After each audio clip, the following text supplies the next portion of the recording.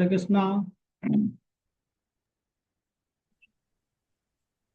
गीता ज्ञान प्लाटफर्म को सब श्रद्धालु भक्त मान स्वागत जनाऊँगी। आम गोटे छोट प्रेयर स्टार्ट करवा। ओम अज्ञानतिमिरन्धस्य ज्ञानाञ्जनशलाकया चक्षुरुन्मिलितं येन तस्मै श्रीगुरवे नमः। नमो विष्णुपादाय कृष्णप्रेष्ठाय भूतले श्रीमते भक्तिवेदान्त स्वामिनिति नामिने। नमस्ते सारस्वती देवे गौरवाणी प्रचारिणे निर्विशेष शून्यवादी पाश्चात्य देशतारिणे। नमो महावदान्याय कृष्ण प्रेम प्रदायते कृष्णाय कृष्ण चैतन्य नाम्ने गौरकुशे नमः। हे कृष्णा करुणा सिंधु दीनबंधु जगत्पते गोपीश गोपिका कांता श्री राधा कांता नमस्तुते। तप्त कांचन गौरांगे राधे वृंदावनेश्वरी शुभानुसुते देवी प्रणमामि हरिप्रिये। वाञ्छाकल्पतरुभ्यश्च कृपा सिन्धुभ्य एव च पतितानां पावनेभ्यो वैष्णवेभ्यो नमो नमः। जय श्री कृष्ण चैतन्य प्रभु नित्यानंद श्री अद्वैत गदाधर श्रीवासादि गौर भक्त। हरे कृष्णा कृष्ण कृष्ण हरे हरे हरे राम राम राम हरे हरे। हरे कृष्ण।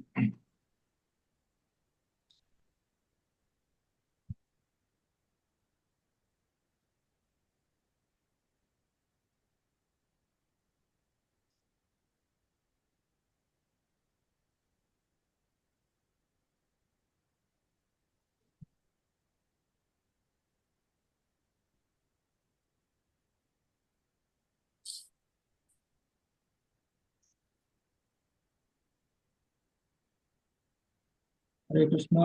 आमे आज श्लोक नंबर 8 तक चर्चा करवा। पूर्वर टिके रिकैप करदेवी। एक्चुअली आमे प्रथम रु जानूचे धृतराष्ट्र ये युद्ध आरंभ हवा पूर्वर टिके संध्यान थिले। से भावुले जे तांको पुओ ये धर्मक्षेत्र प्रभाव रे हुए तो से धार्मिक ही जाती ही जाई पारंती एवं युद्ध क्षेत्रु से पड़े जाई पारंती राज्य दे दे कि पांडव मानू जोटा कि एक्चुअली धृतराष्ट्र जमा चाहून कारण तांको राज्य प्रति बेसी आसक्ति था। तेरे से संदेह को दूर कले संजय। संजय कहले ना सेमती किसी भाबार ना बर्तमान दुर्योधन रे प्रस्तुत हो गले युद्ध करने एवं से जाउचंती द्रोणाचार्य पाखक तांकर गुरु गुरुदेव एवं तांकु से किसी कहवाक जाउचंती एवं कहउचंती भी कहउचंती देख आचार्य ये जो पांडव माने तांकर सैन्य सजेइचंती ताको लक्ष्य करंतु देखंतु कि भलिया से माने सजेइचंती। दुर्योधन द्रोणाचार्य पचारुचंती जे केमिति से माने सजेइचंती किए सजेइची।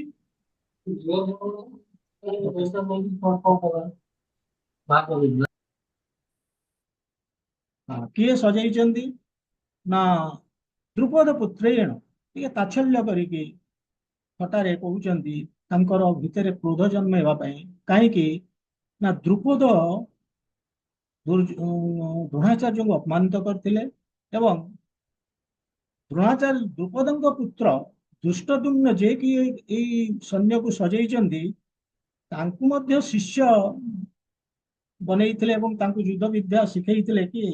ଦ୍ରୋଣାଚାର୍ଯ୍ୟ। ଏବଂ ସେ ସେଇ କଥା ତାଙ୍କୁ ଚେତେଇ ଦଉଛନ୍ତି ଯେ ଦେଖ ତମ ଭୁଲ ଯୋଗୁ ଆଜି ତମେ ଯାହାକୁ ଯୁଦ୍ଧ ବିଦ୍ୟା ଶିଖେଇଥିଲ ସେ ବର୍ତ୍ତମାନ ତମ ବିରୁଦ୍ଧରେ ଠିଆ ହେଇଛନ୍ତି। ତେଣୁ ତମେ ଯଦି କୋହଳ ନୀତି ଅବଲମ୍ବନ କରିବ, ଯୋଉ ତମର ଟିକେ ସିମ୍ପାଥି ଅଛି, ସହାନୁଭୂତି ଅଛି ପାଣ୍ଡବ ମାନଙ୍କ ପ୍ରତି, ଯଦି ସେଇ ଜିନିଷଟାକୁ ତମେ ପରିତ୍ୟାଗ ନ କର ତାହେଲେ ଏ ଯୁଦ୍ଧରେ ଆମେ ହାରି ଯାଇପାରିବା ଏବଂ ସମସ୍ତଙ୍କ ପ୍ରାଣ ଯିବ, ଇନକ୍ଲୁଡିଂ ୟୁ, ତମକୁ ମଧ୍ୟ ଇନକ୍ଲୁଡ କରିକି ସମସ୍ତଙ୍କ ପ୍ରାଣ ଯିବ। ତେଣୁ ତାଙ୍କୁ ଟିକେ ଚେତାବନୀ ଦବା ପାଇଁ, ତାଙ୍କ ଭିତରେ କ୍ରୋଧ ଜନ୍ମେଇକି ସେ ଯେମିତି ତାଙ୍କର ନିଜର ଫୁଲ ସାମର୍ଥ୍ୟ ଦେଇପାରିବେ ସେଥିପାଇଁ ସେ କହୁଛନ୍ତି। ତାପରେ ସେ ପାଣ୍ଡବ ପକ୍ଷରେ ଥିବା ଯୋଉମାନେ ମହାରଥୀ, ଅତିରଥୀ, ନରପୁଙ୍ଗ, ବଡ ବଡ ଯୋଦ୍ଧା, ତାଙ୍କ ବିଷୟରେ ସେ ବର୍ଣ୍ଣନା କରୁଛନ୍ତି ଆସ୍ତେ ଆସ୍ତେ ଦ୍ରୋଣାଚାର୍ଯ୍ୟଙ୍କୁ। ଏଇଥିପାଇଁ ଦେଖିବାକୁ ଯେ ଦେଖନ୍ତୁ ତମେ କୋହଳ ନୀତି କେବେ ହେଲେ ଧର ନା, ଲିବରାଲ ହୁଅ ନା, ତମେ ଯୁଦ୍ଧ କରିବାକୁ ଫୁଲ ସାମର୍ଥ୍ୟ ସହିତ ଯୁଦ୍ଧ କରି you try to give your best, ଏଇ ଜିନିଷ ସେ କହିବାକୁ ଚାହୁଁଛନ୍ତି। କିନ୍ତୁ ଏଇଭଳି କହୁ କହୁ ଯେତେବେଳେ ସେ ଜାଣିଲେ ଯେ ମୁଁ ବହୁତ କହିସାରିଲିଣି ଏବଂ ଯାହା କହୁଛି କେବଳ ପାଣ୍ଡବ ମାନଙ୍କ ପକ୍ଷର ଗୁଣଗାନ କରୁଛି, କିନ୍ତୁ ମୋର ଯୋଉ ସୈନ୍ୟମାନେ, ମୋର ଯିଏ ମହାରଥୀ, ମୋର ନରପୁଙ୍ଗ, ମୁଁ ଯଦି ତାଙ୍କ ବିଷୟରେ ନ କହିବି ତାହେଲେ ସେମାନେ ଡିସ୍କରେଜ ହେଇପାରନ୍ତି, ହତୋତ୍ସାହ ହେଇଯିବେ, ତାଙ୍କ ଭିତରେ ଉତ୍ସାହ ଉଦ୍ଦୀପନା ଆସିବନି ଏବଂ ସେମାନେ ଯୁଦ୍ଧରେ ସେ ଭାବିବେ ଏତେ ଗୁଡେ ବଡ ବଡ ବୀର ଅଛନ୍ତି ସେଠି, ନରପୁଙ୍ଗ, ମହାରଥୀ, ଅତିରଥୀ, ଆମେ କଣ ଯୁଦ୍ଧ କରିବା, ଦୁର୍ବଳ ହେଇଯାଇପାରନ୍ତି। ସେଥିପାଇଁ ସେ କଣ କରୁଛନ୍ତି ବର୍ତ୍ତମାନ ତାଙ୍କର ଆରମ୍ଭ କଲେ 7 ନମ୍ବର ଶ୍ଲୋକରୁ ତାଙ୍କ ନିଜ ସୈନ୍ୟ ବିଷୟରେ କହିବା ପାଇଁ, ତାଙ୍କର କିଏ କିଏ ସବୁ ଅଛନ୍ତି, ମହାରଥୀ, ଅତିରଥୀ, ଏଇସବୁ ବିଷୟରେ କହିବା ପାଇଁ, ତାଙ୍କ ମନୋବଳକୁ ବଢେଇବା ପାଇଁ। ଏଇଟା ବର୍ତ୍ତମାନ ସେ କହୁଛନ୍ତି 8 ନମ୍ବର ଶ୍ଲୋକରେ। ପ୍ରଥମେ ସେ ମାନେ ନେବେ କିଏ କିଏ ସେଇ ମାନେ ମାନେ ମହାରଥୀ କିଏ ଅଛନ୍ତି ସେଟା 8 ନମ୍ବର ଶ୍ଲୋକରେ ସେ କହୁଛନ୍ତି। 8 ନମ୍ବର ଶ୍ଲୋକ ଏଇଭଳିଆ। ଭବାନ୍ ଭୀଷ୍ମଶ୍ଚ କର୍ଣ୍ଣଶ୍ଚ କୃପଶ୍ଚ ସମିତିଞ୍ଜୟ ଅଶ୍ୱତ୍ଥାମା ବିକର୍ଣ୍ଣଶ୍ଚ ସୌମଦତିಸ್ತଥୈବ ଚ। ସେ ଆରମ୍ଭ କରୁଛନ୍ତି ଯେ କୋଉଠୁ? ଭବାନ ମାନେ ଆମର ଯିଏ ବୀର ଅଛନ୍ତି, ଆମର ଯିଏ ମହାରଥୀ ଅଛନ୍ତି ତାଙ୍କ ଭିତରେ ଆପଣ ଆଚାର୍ଯ୍ୟ, ମାନେ ଆଚାର୍ଯ୍ୟଙ୍କୁ ସେ ଆରମ୍ଭ କରୁଛନ୍ତି ଭବାନ। ଏବଂ ତାପରେ କହୁଛନ୍ତି ଭୀଷ୍ମ, ଜଷ୍ଟ ଏ ସେକେଣ୍ଡ, ହଁ ସରି, ହଁ ଓକେ ଥ୍ୟାଙ୍କ ୟୁ। ତାପରେ କହୁଛନ୍ତି ଭୀଷ୍ମ, ତାପରେ କହୁଛନ୍ତି କର୍ଣ୍ଣ, କର୍ଣ୍ଣଙ୍କ ନାଁ ନେଲେ କୃପ, ଏବଂ ଏମାନଙ୍କୁ କହୁଛନ୍ତି ସମିତିଞ୍ଜ, ମାନେ ଏମାନେ ସବୁବେଳେ ଯୁଦ୍ଧରେ ଜିତି ଆସିଛନ୍ତି, ଏଇଭଳିଆ ଲୋକ ଏମାନେ, ଏଇଭଳିଆ ବୀର। ଅଶ୍ୱତ୍ଥାମ, ବିକର୍ଣ୍ଣ, ସୌମଦତ୍ତ, ଏଇ ମାନଙ୍କର ନାଁ ସେ ନେଇଛନ୍ତି, ଏମାନେ ହଉଛନ୍ତି ମହାରଥୀ ଦୁର୍ଯ୍ୟୋଧନଙ୍କ ପକ୍ଷରେ। କିନ୍ତୁ ପ୍ରଶ୍ନ ଉଠୁଛି ଯେତେବେଳେ ଭୀଷ୍ମଙ୍କ ଭଳିଆ ପିତାମହ ଯିଏକି ଆକ୍ଚୁଆଲି ପ୍ରଥମେ ଲିଡ୍ କରିବେ, ନେତୃତ୍ୱ ନେବେ ଏବଂ ଯିଏ ହଉଛନ୍ତି ମେନ୍ ମାନେ ଜେନେରାଲ ଦୁର୍ଯ୍ୟୋଧନ ସାଇଡରେ, ତାଙ୍କ ନାଁ ପ୍ରଥମେ ନ ନେଇକି କାହିଁକି ଦ୍ରୋଣାଚାର୍ଯ୍ୟଙ୍କ ନାଁ ନେଲେ ଭଗବାନ, ଏଇଟା ବି ଗୋଟେ ରହସ୍ୟ ଜିନିଷ। ତେଣୁ ଏଇଟାରେ ଆମେ ଜାଣୁଛେ ଯେ ଭୀଷ୍ମ ହଉଛନ୍ତି ତ ଜେନେରାଲ କମାଣ୍ଡର, ସେ କମାଣ୍ଡର ଇନ ଚିଫ। ଦ୍ରୋଣ ହଉଛନ୍ତି ଦୁର୍ଯ୍ୟୋଧନଙ୍କର ଗୁରୁ। ଡିପ୍ଲୋମାଟିକାଲି ସେ ୟାକୁ ହ୍ୟାଣ୍ଡେଲ କରୁଛନ୍ତି କଣ ନା, ସେ ଜାଣୁଛନ୍ତି ଯେ ଭୀଷ୍ମ କିଛି ଭାବିବେନି ଯଦି ମୁଁ ଦ୍ରୋଣଙ୍କ ନାଁଟା ପ୍ରଥମେ ନେବି, ଯେ କନଫିଡେନ୍ସ ତାଙ୍କର ଅଛି। କାହିଁକି ନା ଦ୍ରୋଣାଚାର୍ଯ୍ୟ ହଉଛନ୍ତି ବ୍ରାହ୍ମଣ, ଶାଳୀନତା ଦୃଷ୍ଟିରୁ ଯଦି ବ୍ରାହ୍ମଣଙ୍କର ନାଁ ପ୍ରଥମେ ନିଆଯାଏ ତାକୁ ମଧ୍ୟ ଭୀଷ୍ମ ସମ୍ମାନ ଦେବେ, ଏଇଟା ଦୁର୍ଯ୍ୟୋଧନ ଜାଣୁଛନ୍ତି। ତେଣୁ ଦେଖନ୍ତୁ କେତେ ଯୁଦ୍ଧ କରିବା ପୂର୍ବରୁ ଗୋଟେ ଲୋକକୁ କେତେ ଡିପ୍ଲୋମାଟିକ ହବାକୁ ପଡୁଛି, କୂଟନୀତିଟା କେତେ ମାନେ ରାଜନୀତି ଜିନିଷଟା କେତେ ଦୂରକୁ ଗଲେ, ଦୂରଦୃଷ୍ଟି ଥିଲେ ସେଇଭଳିଆ ଚିନ୍ତା କରିପାରିବ। ଆଉ ଏଇ ସବୁ ଜିନିଷ ଦୁର୍ଯ୍ୟୋଧନ କରିପାରୁଛନ୍ତି। ସେଥିପାଇଁ ଯୋଉ ସଦାଚାର ବା ଶାଳୀନତା ସମାଜରେ ରହିଛି ତାକୁ ରକ୍ଷା କରିବା ପାଇଁ ଏଇ ଇମ୍ପ୍ରେସ କରୁଛନ୍ତି ଭୀଷ୍ମକୁ ଯେ ମୁଁ ଯାଉଛି ଦୁର୍ଯ୍ୟୋଧନଙ୍କ ପାଖକୁ ଆଗ। କିନ୍ତୁ ଆକ୍ଚୁଆଲି ଜିନିଷ ସେୟା ନୁହେଁ। ଆକ୍ଚୁଆଲି ହଉଛି ଯେ ସେ ତାଙ୍କ ନାଁ ନବାର କାରଣ ହଉଛି ତାଙ୍କ ଭିତରେ ସବୁବେଳେ ଗୋଟେ ପ୍ରଥମତଃ ଭୟ ହେଇଯାଇଛି ଯେ ଏମାନେ ହଉଛନ୍ତି ବଡ ବଡ ଯୋଦ୍ଧା। କିଏ? ଏଇ ଯୋଉ ପାଣ୍ଡବ ମାନଙ୍କ ପକ୍ଷରେ।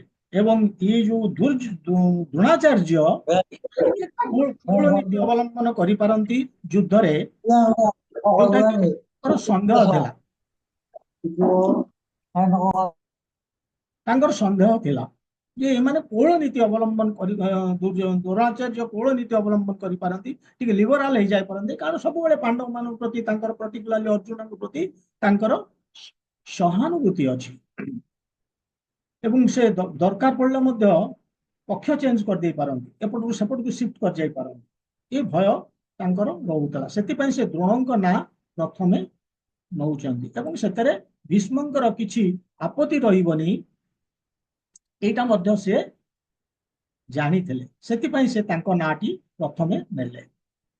ତେଣୁ ଆମେ ବର୍ତ୍ତମାନ ଦେଖୁଛେ ବର୍ତ୍ତମାନ ସୁଦ୍ଧା ସିଏ ଦ୍ରୋଣାଚାର୍ଯ୍ୟଙ୍କୁ ଗୁଣଗାନ କରି ଆସୁଛନ୍ତି ଏବଂ ଦ୍ରୋଣାଚାର୍ଯ୍ୟଙ୍କୁ ତାଙ୍କର ପ୍ରତିଦ୍ୱନ୍ଦ୍ୱୀ ଯିଏ ତାଙ୍କ ବିଷୟରେ ମଧ୍ୟ ଗୁଣଗାନ କରୁଛନ୍ତି। ଯେତେବେଳେ ବର୍ତ୍ତମାନ ମାନେ ଆସିଲା ତାଙ୍କ ନିଜ ସାଇଡରେ ଗ୍ଲୋରିଫିକେସନ କରିବେ, ମାନେ କିଏ କିଏ ମହାରଥୀ, କିଏ ଅତିରଥୀ ଏସବୁ ଅଛନ୍ତି, ସେ ସେଥିପାଇଁ ଆରମ୍ଭ କଲେ କାହାଠୁ?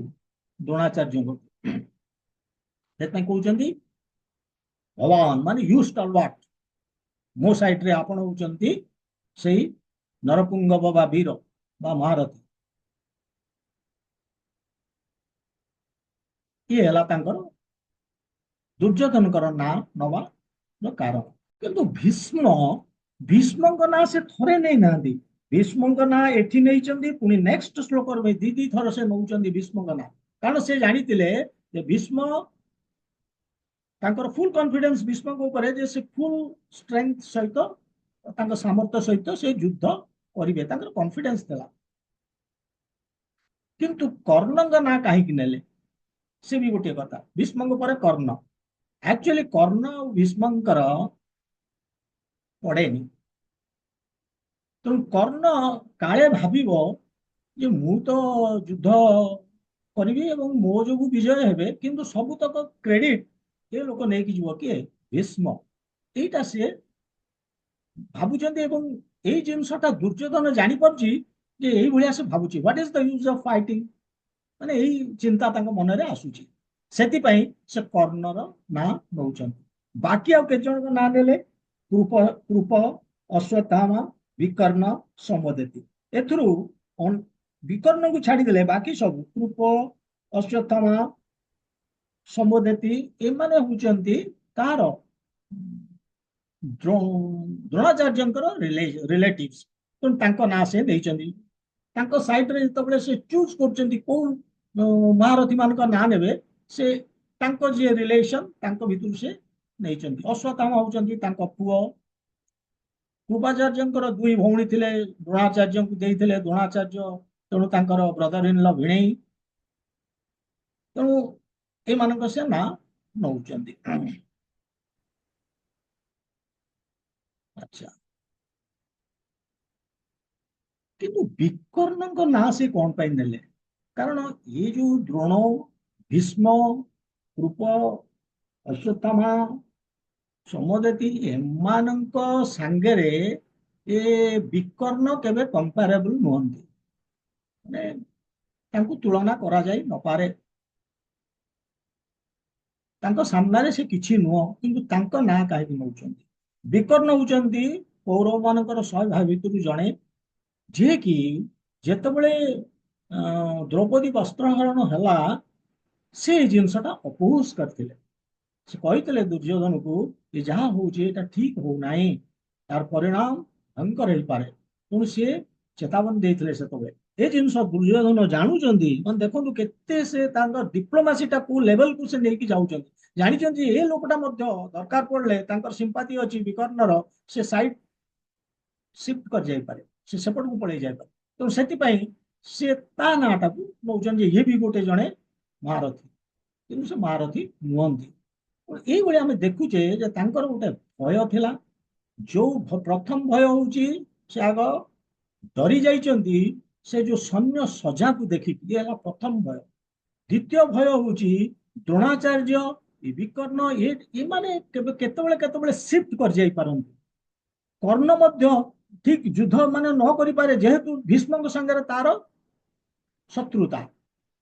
ତେଣୁ ଏଇଭଳି ସେ ଯୋଉ ଜିନିଷ ଆମେ ଦେଖୁଛେ, ସେଥିପାଇଁ ସେ କଣ କହୁଛନ୍ତି ନା ଡିପ୍ଲୋମାଟିକାଲି ଜଣକ ପରେ ଜଣକ ନାଁ କହି ଚାଲିଛନ୍ତି ଯେ ଏମାନେ ହଉଛନ୍ତି ଆମର ମହାରଥୀ।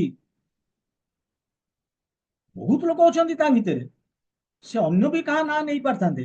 ଏଇମାନଙ୍କ ନାଁ ନବାର କାରଣ କଣ? ଏଇ ଥିଲା ଯାହା ମୁଁ କହିଲି, ଏହା ହିଁ କାରଣ ଥିଲା। ସେଥିପାଇଁ ସେ ବହୁତ ସ୍ରୁଡଲି ତାଙ୍କ ମାନଙ୍କର ନାଁ ନେଇ ଚାଲିଛନ୍ତି। ବର୍ତ୍ତମାନ ଆମେ ନେକ୍ସଟ ଶ୍ଲୋକରେ ଦେଖିବା ଯେ ସିଏ କହୁଛନ୍ତି ଗୋଟିଏ ଜିନିଷ ଯୋଉଥିରେ ସେ ତାଙ୍କ ନିଜ ଡେଷ୍ଟ୍ରକ୍ସନ କଥା ବି ମଧ୍ୟ ଟିକେ ଉଲ୍ଲେଖ କରୁଛନ୍ତି ସେ ଶ୍ଲୋକରେ। ସେଟା ଦେଖିବା ଆମେ 9 ନମ୍ବର ଶ୍ଲୋକ। अन्ये च बहवः शूरा मदर्थे त्यक्तजीविताः प्राणशस्त्रप्रहारणाः सर्वे युद्धविशारदा। अन्य चे बहवः शूरा मदर्थे त्यक्तजीविताः नानाशस्त्रप्रहारणा सर्वे युद्धविशारदा। अन्ये च ବହବା ସୁରା କହୁଛନ୍ତି ଆହୁରି ଅନେକ ମଧ୍ୟ, ସୁରା ମାନେ ବୀର, ଆହୁରି ଅନେକ ମଧ୍ୟ ବୀର ଆମ ଭିତରେ ଅଛନ୍ତି।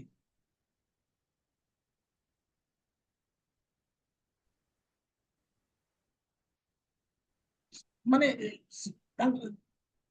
ସେ ବୀର ମାନେ କିଏ, ମାନେ ତାଙ୍କର କ୍ୱାଲିଟି କଣ? ସେ ଯୋଉ ବୀର ସବୁ ଅଛନ୍ତି, ପ୍ରଥମେ କହୁଛନ୍ତି ଯୁଦ୍ଧ ବିଶାରଦା।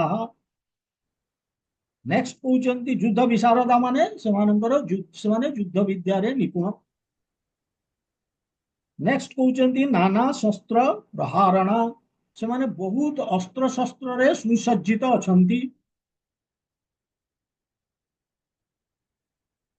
ଥାର୍ଡ କହୁଛନ୍ତି ଗୋଟେ କ୍ୱାଲିଟି ତ୍ୟକ୍ତ ଜୀବିତା ମଦ ଅର୍ଥେ। ମଦ ଅର୍ଥେ ମାନେ ମୋ ପାଇଁ, ତ୍ୟକ୍ତ ଜୀବିତା ମାନେ ଜୀବନ ଦାନ କରିଦେବା ପାଇଁ ସେମାନେ ପ୍ରସ୍ତୁତ।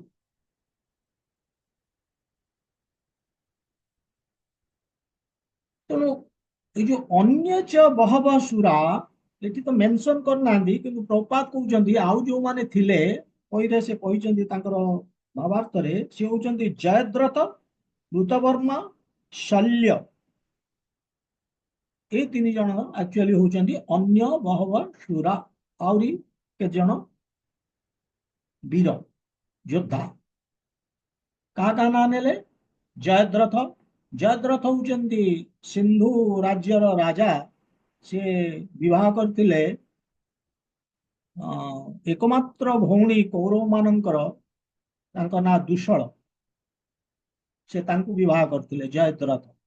ତେଣୁ ସେ ତାଙ୍କ ପଟେ ଅଛନ୍ତି। ତାଙ୍କ ସେ ଜୟଦ୍ରଥ ହଉଛନ୍ତି ଜଣେ ମହାରଥୀ। ଆଉ ଜଣଙ୍କ ନାଁ ନଉଛନ୍ତି କୃତବର୍ମା। ସେ ଯଦୁ ବଂଶ, ମାନେ କୃଷ୍ଣଙ୍କ ସହିତ ତାଙ୍କର ସମ୍ପର୍କ। କାରଣ କୃଷ୍ଣ ଯେତେବେଳେ ଦୁର୍ଯ୍ୟୋଧନକୁ ଅଫର କରିଥିଲେ ଯେ ମୋର ମୋତେ ଦରକାର ନା ନାହିଁ ମୋର ସେନା ଦରକାର, ସେତେବେଳେ ଦୁର୍ଯ୍ୟୋଧନ ତ ଟିକେ ଏ ଦୃଷ୍ଟିରୁ ବି ମୂର୍ଖ। ସେ କହିଲେ ୟାକୁ ନେଇକି କଣ କରିବି, ଇଏ ତ ଯୁଦ୍ଧ କରିବନି, ବରଂ ସେନା ଦେଲେ ସେମାନେ ଯୁଦ୍ଧ କରିବେ। ଏଇ ଜିନିଷ ଭାବିକି ସେ ମାଗିଥିଲା ସେନା। ତେଣୁ କେତେ ଜଣ ସେନା ତାଙ୍କ ପଟକୁ ଯାଇଥିଲେ, ତା ଭିତରେ କୃତବର୍ମା ବି ଜଣେ ଅଛନ୍ତି। ଆଉ ଜଣଙ୍କ ନାଁ ନଉଛନ୍ତି ଶଲ୍ୟ। ସିଏ ବି ଜଣେ ମହାରଥୀ। ସେ କିଏ? ସିଏ ହଉଛନ୍ତି ମାଦ୍ରୀ, ପାଣ୍ଡୁଙ୍କର ଅନ୍ୟତମ ସ୍ତ୍ରୀ। 2 ଜଣ ସ୍ତ୍ରୀ ଥିଲେ, କୁନ୍ତି ଓ ମାଦ୍ରୀ। ମାଦ୍ରୀଙ୍କ ଭାଇ ସେ, ତାମାନେ ମାମୁଁ, ପାଣ୍ଡବ ମାନଙ୍କର ମାମୁଁ। ପାଣ୍ଡବ ମାନଙ୍କର ମାମୁଁ ମାଦ୍ରୀଙ୍କ ଭାଇ, ଇଏ ବି ଗୋଟେ ବଡ ଆଶ୍ଚର୍ଯ୍ୟ କଥା। ସିଏ କେମିତି ଚାଲିଗଲେ ଦୁର୍ଯ୍ୟୋଧନଙ୍କ ପକ୍ଷରେ? यार गोटे रहस्य अच्छी एक्चुअली शल्य जिते बाहरिक आसुच्चंदी तांका राज्यरू माने पांडवों सेना सहित योगदान करने बाटेरे से देखिले जे तांकर बहुत स्वागत वेलकम करने बहुत अरेंजमेंट होइछि से अरेंजमेंट रे से भारी खुशी हो गले और से भावुचंदी एगुड़ा सब युधिष्ठिर ये अरेंजमेंट करिसंती तेणु से कहते जी अरेंजमेंट करिछि बस मु तो तांका पई मो जीवन दे देबी दुर्योधन साइड थिले कहते बस come fight from my side because I have arranged everything हे जो अरेंजमेंट कहते ये सब बंदोबस्त मु करिछि वंस जेतबेले से कहि सारिचंदी जे कथा दे दैचंदी जे मु जे अरेंजमेंट करछि तांका पई लड़ीबी तो से माने ये होची दुर्योधनकर गोटे ये भी गोटे डिप्लोमासी तो कौन मते तांको भाई को तांको साइड को नहीं गले किंतु एइठा आमे देखिबा मत अर्थे त्यक्त जीविता जदिओ यार प्रकृत मीनिंग दुर्योधन कहवाक चाहूचंदी जे मो पाई जीवन दान करिवे तामाने लड़ीबे तांको सामर्थ्य सहित ये गोटे दृष्टि ठीक किंतु याकू अन्य रूप भी इंटरप्रिट करा जाई पारे कौन ना एमाने सबू होचंदी पापाचारी एवं जॉइन करचंदी कोठी दुर्योधन पक्षरे दुर्योधन किए अधर्मी तो पापाचारी अधर्मी सहित जॉइन करिचंदी एवं से रेडी होचंदी जीवन दवा पाई तार अर्थ होची प्रभुपाद कहउचंदी एमाने समस्ते पापाचारी दुर्योधन दल रे जोग देई कुरुक्षेत्र युद्ध रे मृत्यु वरण करिवे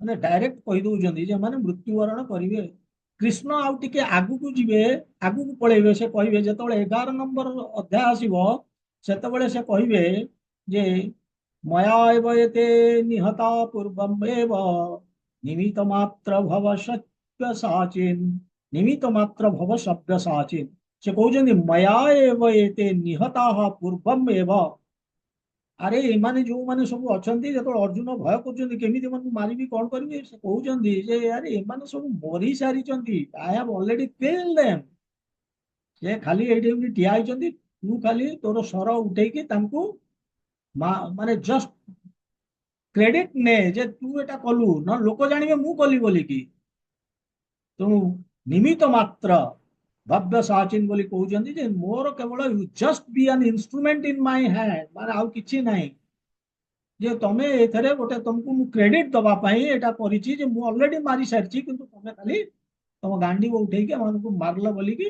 दुनिया को देखाओ तेणु एमाने यार अर्थ होउछि जे एटा ही माने दुर्योधन जोटा कहउछि एटा होउछि तांका डिस्ट्रक्शन तार डिस्ट्रक्शन रो कहानी वर्तमान एठी से खोली दला एहा ही सत्य हबो जेतबेले नेक्स्ट वर्ष को आमे पुणी जीवा ये 9 नंबर गला नेक्स्ट श्लोक को आमे जीवा से तांकर सैन्य को आउ गोटे माने उच्च को नहीं जाउचंती जो गुणगान करूचंती तांको सेना दलंकर दुर्योधनकर सेना दलर जो गुणगान करिवे से आउ टिके तांका लेवल बढ़ाई दउचंती सेटा आमे पढिबा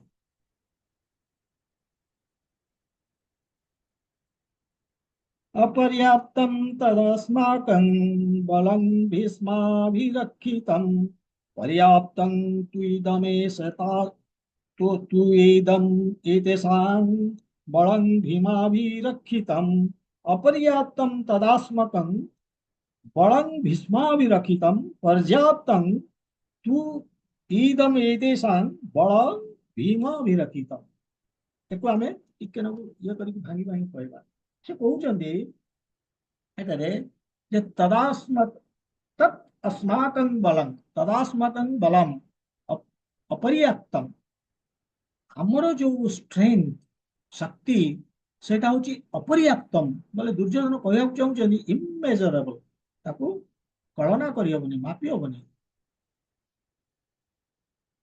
काहे की अपर्याप्तम भीष्माभिरक्षितम माने आम माने सुरक्षित भीष्म द्वारा प्रोटेक्टेड बाय भीष्म आम पटे भीष्म भलिया लोक अछंती ସେ ଏହା କହିବାକୁ ଚାହୁଁଛନ୍ତି ଆମେ ପରଫେକ୍ଟଲି ଆମେ ପ୍ରୋଟେକ୍ଟେଡ ବାଇ ଭୀଷ୍ମ। ତାପରେ କହୁଛନ୍ତି ତୁ ମାନେ କିନ୍ତୁ ଇଦମ ଏତେଷାଂ ବଳଂ ପର୍ଯ୍ୟାପ୍ତମ୍, କିନ୍ତୁ ତାଙ୍କ ମାନଙ୍କର ଶକ୍ତି ପର୍ଯ୍ୟାପ୍ତମ୍, ପର୍ଯ୍ୟାପ୍ତମ୍ ମାନେ ଲିମିଟେଡ। ତାଙ୍କଟା କହିଲେ ଦୁର୍ଯ୍ୟୋଧନଙ୍କ ପଟଟା କହିଲେ ଅପର୍ଯ୍ୟାପ୍ତମ୍, ଇମେଜରେବଲ, ଅସୀମ। କିନ୍ତୁ ଏପଟଟା କହୁଛନ୍ତି ଲିମିଟେଡ, ସୀମିତ। କାହିଁକି? ବଳଂ ଭୀମା ବିରକ୍ଷିତମ୍, ତାଙ୍କ ଷ୍ଟ୍ରେଂଥ, ତାଙ୍କର ଯୋଉ ଷ୍ଟ୍ରେଂଥ ଆମେ ଦେଖୁଛେ ସେ କାହା ଦ୍ଵାରା ସୁରକ୍ଷିତ? ଭୀମ।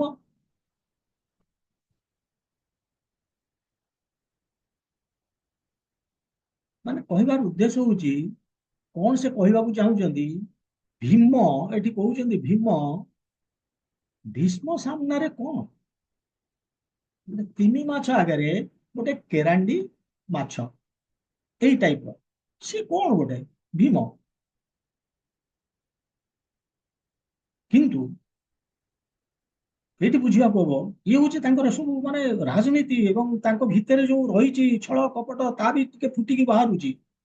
ସେ କାହିଁକି ଭୀମଙ୍କ ନାଁ ନଉଛନ୍ତି? ଅର୍ଜୁନଙ୍କ ନାଁ ନ ନେଇକି ଭୀମ ରାଦର କହିପାରିଥାନ୍ତେ ଯେ ଅର୍ଜୁନ ଅଭିରକ୍ଷିତମ୍, ଭୀମା ଅଭିରକ୍ଷିତମ୍ କାହିଁ କହୁଛନ୍ତି? ପ୍ରୋଟେକ୍ଟେଡ ବାଇ ଭୀମ କାହିଁ କହୁଛନ୍ତି? କାରଣ ସମସ୍ତେ ଜାଣନ୍ତି ଅର୍ଜୁନ ହଉଛନ୍ତି ତାଙ୍କ ସାଇଡର ରିଅଲ ହିରୋ। ଯଦି ଯୁଦ୍ଧ ତାଙ୍କ ଭୀମ ମାନେ ପାଣ୍ଡବ ମାନେ ଜିତିବେ କେବଳ ଅର୍ଜୁନଙ୍କ ଯୋଗୁଁ, ଇଏ ସମସ୍ତେ ଜାଣନ୍ତି।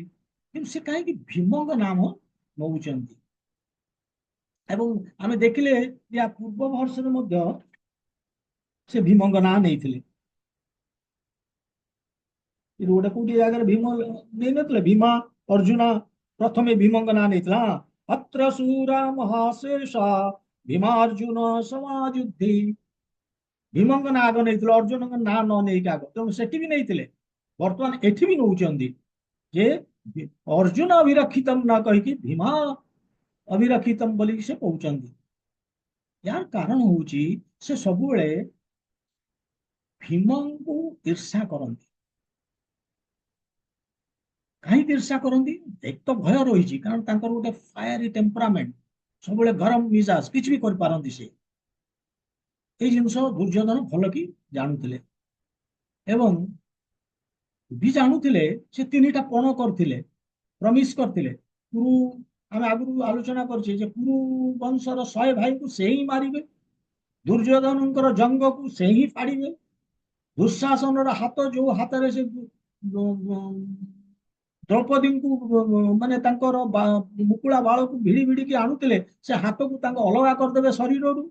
ये 3टा पण नहीं जानूले जे ये लोक अच्छी राग एत क्रोध एत हाइट को जाइए किसी भी करे से भीम ना से नौ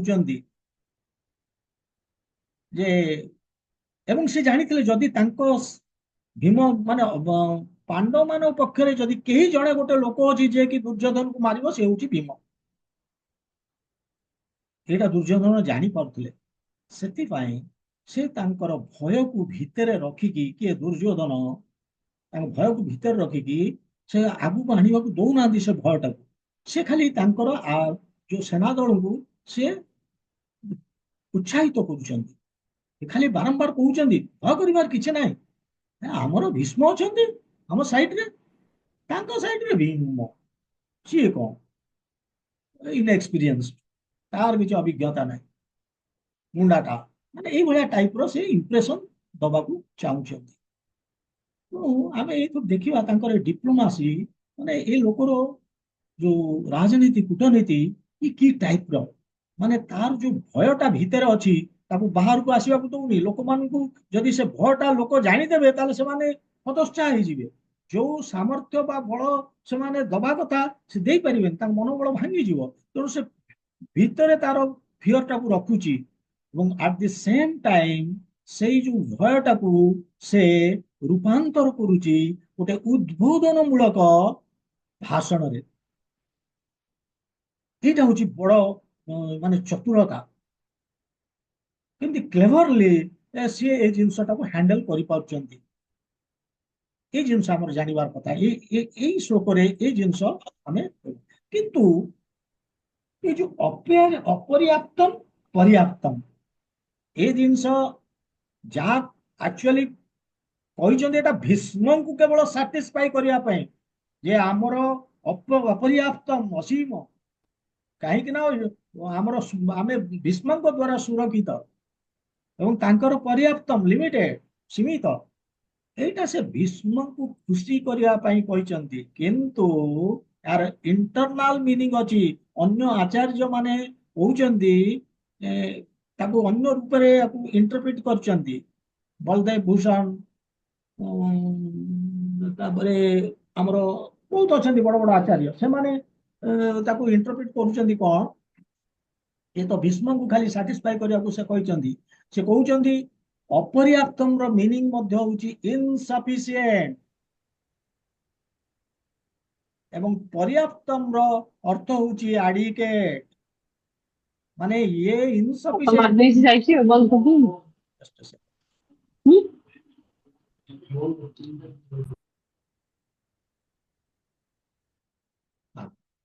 ତେଣୁ କହୁଛନ୍ତି ଏଇଟା ଅନଲିମିଟେଡ, ଏଟା ସେ କହୁଛନ୍ତି ଅପର୍ୟାପ୍ତମ ମାନେ ଏଟା ଇନସଫିସିଏଣ୍ଟ। ବଳଦେବ ଭୂଷଣ କହୁଛନ୍ତି ତାମାନେ ଭୀଷ୍ମଙ୍କୁ ସାଟିସ୍ଫାଇ କରିବା ପାଇଁ କେମିତି ଡବଲ ମିନିଂ ରଖିକି ସେ କଥାବାର୍ତ୍ତା କରିଛନ୍ତି। ତାର ଦିଟା ମିନିଂ ଆସୁଛି। ଏବଂ ବଳଦେବ ଭୂଷଣ କହୁଛନ୍ତି ଯେ ସିଏ ତାକୁ ଇଣ୍ଟରପ୍ରେଟ କରୁଛନ୍ତି କି ଏଇଟା ଭୀଷ୍ମକୁ ସାଟିସ୍ଫାଇ କରିବା ପାଇଁ ସେ ଏଇଟା କହିଛନ୍ତି ଏବଂ ଭୀଷ୍ମ ବୁଝିବେ ସେୟା। କିନ୍ତୁ ଦ୍ରୋଣଙ୍କୁ ଇଣ୍ଡିକେସନ ଦଉଛନ୍ତି ଆରେ ଭୀଷ୍ମ ଦ୍ୱାରା ଆମେ ପ୍ରୋଟେକ୍ଟେଡ ଯେ, କିନ୍ତୁ ଭୀଷ୍ମଙ୍କ ଦ୍ୱାରା ଆମେ ସୁରକ୍ଷିତ ନୁହେଁ। କାହିଁକି ସୁରକ୍ଷିତ ନୁହେଁ ନା ସେଇଟା ଇନସଫିସିଏଣ୍ଟ ଆମ ପାଇଁ, କାହିଁକି ନା ଭୀଷ୍ମ ବୁଢା ହେଇଗଲାଣି। ମାନେ ଏଇଭଳିଆ ଇମ୍ପ୍ରେସନ ସେ, ସେଥିପାଇଁ ଦ୍ରୋଣକୁ କହୁଛନ୍ତି। ଏବଂ ଦ୍ୱିତୀୟ ଆଉ ଗୋଟେ ଇମ୍ପ୍ରେସନ ଦଉଛନ୍ତି ଭୀଷ୍ମଙ୍କ ଦ୍ରୋଣାଚାର୍ଯ୍ୟ କହୁଛନ୍ତି ଗୁରୁ ଖାଲି ସେତିକି ନୁହଁ, ଭୀଷ୍ମଙ୍କର ମଧ୍ୟ ଅଛି ସିମ୍ପାଥି କାହା ପ୍ରତି, ପାଣ୍ଡବ ମାନଙ୍କ ପ୍ରତି। ତେଣୁ ବହୁତ ପ୍ରୋବାବିଲିଟି ଅଛି ଆମେ ଯୁଦ୍ଧ ହାରି ଯାଇପାରିବା। ତେଣୁ ହେ ଗୁରୁଦେବ ଆଚାର୍ଯ୍ୟ ଦ୍ରୋଣାଚାର୍ଯ୍ୟ, ତମକୁ ବହୁତ ଫାଇଟ୍ କରିବାକୁ ପଡିବ, ମାନେ ବହୁତ ଜୋରରେ। You will have to fight harder. କାହିଁକି ନା ଏଇ ଯୋଉ ଦୁର୍ବଳତା ରହିଛି ଭୀଷ୍ମଙ୍କର, ଯୋଉ ସହାନୁଭୂତି ରହିଛି ପାଣ୍ଡବ ମାନଙ୍କ ପ୍ରତି, ଏବଂ ତାଙ୍କର ଯୋଉ ୱିକନେସ୍, ସେ ବର୍ତ୍ତମାନ ବୃଦ୍ଧ ହେଇଗଲେଣି, ଏ ଦିଟାକୁ ଆମକୁ କଭର ଅପ୍ କରିବାକୁ ହେଲେ, ଓଭରକମ୍ କରିବାକୁ ହେଲେ, ଆପଣଙ୍କୁ ଯୋଉ ସାମର୍ଥ୍ୟରେ ଆପଣ କରିବେ ତାଠୁ ଅଧିକ ସାମର୍ଥ୍ୟ, ଯୋଉଟା କି ଇମ୍ପସିବୁଲ। ତାମାନେ ସିଏ ଦ୍ରୋଣାଚାର୍ଯ୍ୟଙ୍କୁ କୌଣସି ମତେ, ମେନ୍ ତ ଦ୍ରୋଣାଚାର୍ଯ୍ୟଙ୍କ ଉପରେ ତାଙ୍କର କନଫିଡେନ୍ସ ନାହିଁ ଯେ ଏ ଲୋକ କେତେବେଳେ ବି ସିଫ୍ଟ କରି ଯାଇପାରେ, କନଫିଡେନ୍ସ ନାହିଁ ତାଙ୍କର ଭୀଷ୍ମଙ୍କ ଉପରେ କନଫିଡେନ୍ସ। କିନ୍ତୁ ଦ୍ରୋଣାଚାର୍ଯ୍ୟଙ୍କୁ ଏ ଇଣ୍ଡିକେସନ ଦଉଛି ଯେ we are not well protected by Bhishma, everything depends on you. ତେଣୁ ଇଏ ଗୋଟେ ଗୁଣଗାନ କଲା ଭଳିଆ ଏ ଜିନିଷଟେ ଦ୍ରୋଣାଚାର୍ଯ୍ୟଙ୍କୁ କହୁଛନ୍ତି। ଇଏ ହଉଛି ତାଙ୍କର ଡିପ୍ଲୋମାଟିକ ଟକ୍। ଗୋଟେ ସାଇଡ ରେ ଭୀଷ୍ମଙ୍କୁ ଗ୍ଲୋରିଫାଇ କରୁଛନ୍ତି, ଗୁଣଗାନ କରୁଛନ୍ତି, ଆଉ ଗୋଟେ ସାଇଡ ରେ ଦ୍ରୋଣଙ୍କର। ତେଣୁ ସେ କହୁଛନ୍ତି ଡୁ ନଟ୍ ରିଲାକ୍ସ, ଏଟା ରିଲାକ୍ସ ହବାର କିଛି ନାହିଁ।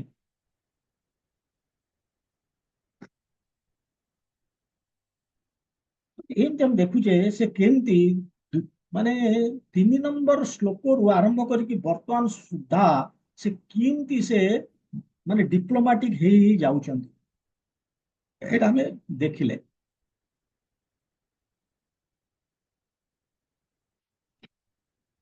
ଆଉ 5 ମିନିଟ ଅଛି, ଏ ଗୋଟେ ଶ୍ଲୋକ ନେଇ ହବ ଯେ ଟିକେ ଡେରି ହବ, ଏଟା ଦେଖିବା। 5 ମିନିଟ ଅଛି। ଏ ଶ୍ଲୋକରେ ବର୍ତ୍ତମାନ ମାନେ ଆମେ ଦେଖୁଛେ 3ରୁ 10 ପର୍ଯ୍ୟନ୍ତ ତାଙ୍କର ସେ ଫୁଲ ଡିପ୍ଲୋମାସିକୁ ୟୁଜ କରୁଛନ୍ତି ଏବଂ ଚେଷ୍ଟା କରୁଛନ୍ତି ନିଶ୍ଚିତ କରିବା ପାଇଁ ଯେ ତାଙ୍କର ସୈନ୍ୟ କେମିତି ତାଙ୍କୁ ସମ୍ପୂର୍ଣ୍ଣ ସପୋର୍ଟ ଦେବେ। पर्टिकुलारली जो स्टलवार्ट्स अछंती भीष्म द्रोण कर्ण एमान केमती फुल सपोर्ट देबे से तार व्यवस्था रे अछंती। ସେଥିପାଇଁ ସେ ଡିପ୍ଲୋମାଟିକାଲି ବିଭିନ୍ନ ଜିନିଷ ଚଲେଇଛନ୍ତି 3 ନମ୍ବରରୁ 11 ନମ୍ବର ଶ୍ଲୋକ ପର୍ଯ୍ୟନ୍ତ। ଏବଂ ସେ ମଧ୍ୟ କେମିତି ମାନେ ଦ୍ରୋଣାଚାର୍ଯ୍ୟଙ୍କର ଭିତରେ ଯୋଉ ରାଗଟା ତାକୁ କେମିତି ସେ ଜତଉଛନ୍ତି, ଜଗଉଛନ୍ତି ଏ ରାଗକୁ। ତାହେଲେ ସେ କେମିତି ତାଙ୍କୁ ମାନେ କ୍ରୋଧାନ୍ୱିତ କରିବାର ଅର୍ଥ ସେ ତାଙ୍କର ଫୁଲ ସାମର୍ଥ୍ୟ ସହିତ ଯୁଦ୍ଧ କରିବେ। ଏବଂ ପୁଣି ଅନ୍ୟ ଷ୍ଟଲୱାର୍ଟ ତାଙ୍କ ସାଇଡରେ ଯିଏ ଷ୍ଟଲୱାର୍ଟ ଅଛନ୍ତି ତାଙ୍କର ବି ଗୁଣଗାନ ସେ କରୁଛନ୍ତି, ପର୍ଟିକୁଲାରଲି ଭୀଷ୍ମଙ୍କର ଲାଷ୍ଟ ବର୍ଷରେ ଯେମିତି ଭୀଷ୍ମାବିରକ୍ଷିତ। ତେଣୁ ଏଇଥିରୁ ଆମେ ଜାଣୁଛେ ଯେ ଅନ୍ୟ ଯୋଉଠି ଏଇ ଜିନିଷ ଗୁଡାକ ଶୁଣୁଛନ୍ତି ତାଙ୍କର ଅନ୍ୟ ସୈନ୍ୟମାନେ, ସେମାନେ କଣ ଭାବିବେ, ଇଏ ଖାଲି ଏଇ ଯୋଉ ମାନେ ବଡ ବଡ ଯୋଦ୍ଧା ତାଙ୍କ ବିଷୟରେ କହୁଛି, ଆମ ବିଷୟରେ କିଛି କହିବାର ନାହିଁ, ଆମ କଥା କିଛି କହୁନି, ତାହେଲେ ଆମର କିଛି ମୂଲ୍ୟ ନାହିଁ। ସେଥିପାଇଁ ଏ ଭର୍ସଟି 11 ନମ୍ବର ଭର୍ସଟା ଶ୍ଲୋକଟି এটা ତାଙ୍କ ଉଦ୍ଦେଶ୍ୟ। ଅୟନେଷୁ च सर्वेषु यथा भागमवस्थिता ଭୀଷ୍ମମେବାଭିରକ୍ଷ୍ୟନ୍ତୁ ଭବନ୍ତଃ ସର୍ବ ଏବ ହି। ମାନେ କହୁଛନ୍ତି ଅୟନେ ମାନେ ସେ କହୁଛନ୍ତି କଣ ଦେଖନ୍ତୁ, ଯଥା ଭାଗମ ଅବସ୍ଥିତା, ଯୋଉ ଜାଗାରେ ଆପଣ ମାନଙ୍କୁ ରଖାଯାଇଛି ସମସ୍ତ ଆପଣ ସମସ୍ତଙ୍କୁ ସୈନ୍ୟମାନଙ୍କୁ କହୁଛନ୍ତି, ମାନେ ଅୟନେଷୁ ମାନେ ଘାଟି ଘାଟି ଜାଗାରେ ଭବନ୍ତଃ ଆପଣ ମାନେ କଣ କରିବେ, ଭୀଷ୍ମମେବାଭିରକ୍ଷ୍ୟନ୍ତୁ, ଭୀଷ୍ମଙ୍କୁ ଆପଣ ପ୍ରୋଟେକ୍ସନ ଦିଅନ୍ତୁ, ଭବନ୍ତଃ ସର୍ବ ଏବ ହି, ସବୁ ଫ୍ରମ ଅଲ ଡାଇରେକ୍ସନ, କାରଣ ସେ ଗୋଟେ ସାଇଡରୁ ଯୁଦ୍ଧ କରୁଛନ୍ତି, ଚାରି ସାଇଡରୁ ତାଙ୍କୁ ଯଦି ପ୍ରୋଟେକ୍ଟ ନ କରିବେ ତାହେଲେ ଚାରି ସାଇଡରୁ ପାଣ୍ଡବ ମାନେ ଆକ୍ରମଣ କରିଦେଇ ପାରନ୍ତି, ଯୋଉଟା କି ଭୀମଙ୍କ ପାଇଁ ଭାରି ହବ। ଭୀମ ବି ବୃଦ୍ଧ ହେଇଗଲେଣି, ତେଣୁ ବର୍ତ୍ତମାନ ଗୁଣଗାନ କରିବା ଆରମ୍ଭ କରୁଛନ୍ତି କାହାର, ସୈନ୍ୟ ମାନଙ୍କର, ଯେ ତମର ବି ରୋଲ ଏଠି ରହିଛି। ତା ନହେଲେ ସେ ଭାବିବେ ଯେ ଖାଲି ତାଙ୍କ କଥା କହିଦେଲେ ଆମ କଥା କହୁନାହାନ୍ତି। ଏବଂ ଯଦି କହିବେ ଯେ କହୁଛନ୍ତି ସର୍ବେଷୁ ଯଥା ଭାଗମ ଅବସ୍ଥିତ, ମାନେ ଘାଟି ଆପଣ ମାନଙ୍କୁ ଯୋଉ ଜାଗାରେ ରଖା ହେଇଛି ଆପଣ ମାନେ ଠିକରେ ସେ ଘାଟିରେ ରହିକି ଆପଣ କରନ୍ତୁ, ଯୁଦ୍ଧ କରନ୍ତୁ, ତାମାନେ ଇଏ ଗୋଟେ ଅର୍ଡର ଦେଇଦେଲା, ମୁଁ ଖାଲି ଆମର ଆଉ ଗୁଣଗାନ କିଛି କରୁନି। ସେଥିପାଇଁ ସେ କହୁଛନ୍ତି ଭୀଷ୍ମାବିରକ୍ଷ୍ୟ, ମାନେ ଆପଣ ମାନଙ୍କ ଉପରେ ଡିପେଣ୍ଡ କରୁଛି, ଭୀଷ୍ମକୁ ପ୍ରୋଟେକ୍ଟ କରିବା ହଉଛି ଆପଣ ମାନଙ୍କର ଦାୟିତ୍ୱ।